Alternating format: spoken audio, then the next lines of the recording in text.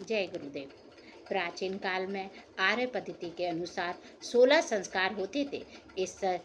इस समय परिस्थिति के अनुसार गुरुदेव ने 10 संस्कार महत्वपूर्ण बताए हैं। पुष्पन, नामकरण, अन्नप्राशन, मुंडन, विद्या आरंभ, दीक्षा, उपनयन, विवाह, वानप्रस्थ तथा अंतिम संस्कार।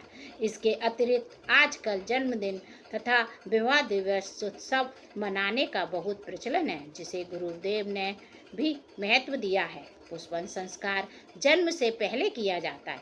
मानव योनि बड़े भाग्य से मिलती है। 84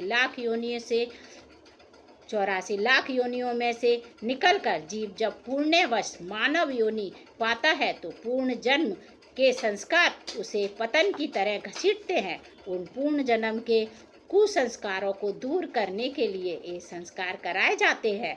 नामकरण संस्कार में बच्चों को नाम दिए जाते हैं। आजकल तो रिंकू, टिंकू, बबलू, स्वीट, ना जाने कितने निर्धरक नाम रखे जाते हैं। नाम सुंदर और सार्थक होने चाहिए और बच्चों का महत्व समझना चाहिए। तुम राम और कृष्ण जैसे बनो। जन्मदिन पर मोमबत्ती ना बुझाकर दीपक जलाकर उन्हें समझाना चाहिए कि तुम्हारा जीवन दीपक की भांति प्रकाश में होना चाहिए, जिससे तुम कुल दीपक बनकर कुल का नाम रोशन कर सको। केक पर नाम न लिखकर बच्चों को नाम का महत्व समझाना चाहिए। जन्मदिन के गीत गाकर उन्हें बधाई दी जा सकती है। विवाह दिवस भी एक ऐसा संस्कार है जिसमें हर वर्ष पति पत्नी वर्ष भर के कार्यों का विश्लेषण करें और अपनी कमियों को दूर करने का संकल्प लें। एक जिज्ञासु ने स्वामी राम तीरथ से पूछा कि यह संस्कार प्रथा समाप्त क्यों हो गई है। लोगों के समय की कमी होने के कारण और महंगाई बढ़ने के कारण यह प्रथा समाप्त होती चली जा रही है।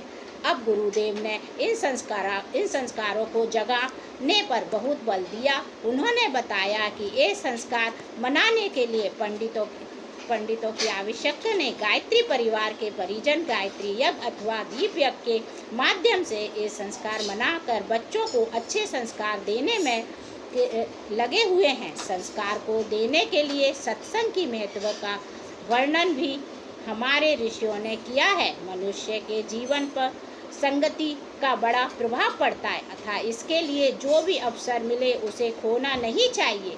एक शिकारी के पास 2 तोते थे। एक का मूल्य 5 रुपये था, दूसरे का 100 रुपये। किसी व्यक्ति ने पूछा कि दोनों के मूल्य में इतना अंतर क्यों है। उसने कहा, तोते को खरीद कर ले देख लो। उसने 5 रुपये का तोता खरीदा और उसने जैसे ही पिंजरा उठाया तोते ने मारो, भागो, लूटो, पकड़ लो कहकर गालियां देना शुरू कर दी। उसने दूसरे तोते को भी खरीद लिया और जब पिंजरे को उठाया तो उस तोते ने पहले राम राम राधे श्याम कहा और उसका स्वागत करते हुए कहा, आइए पधारिए। उस व्यक्ति ने इन दोनों तोतों की बोली में अंतर होने का कारण पूछा तो शिकारी ने कहा कि भैया, एक तोता मैंने डाकू के पास से लिया और दूसरा तोता एक संत के आश्रम से। कहने का तात्पर्य यह है कि बचपन से ही बच्चों को सत्संगियों की ओर ध्यान देना चाहिए, तभी उनके महामानव बनने की आशा जाग सकती है। गुरुजनों के संग में रहने से मन आनंद से भर जाता है। उनकी आशीष को पाक करके नर जीवन सफल बनता है। गुरुजनों से घर की शोभा है, उनसे ही घर का गौरव है। उनके द्वारा ही तो मानव पाता जीवन के अनुभव हैं। उनकी सेवा करने से ही यश, आयु, तेज, बल बढ़ता है। जग में सम्मानित होता है तो उनकी सेवा करते रहना चाहिए। वृद्धों की सेवा करो, उनका सम्मान करो, उनके आशीर्वचन से हो जाएगा कल्याण। जय गुरुदेव।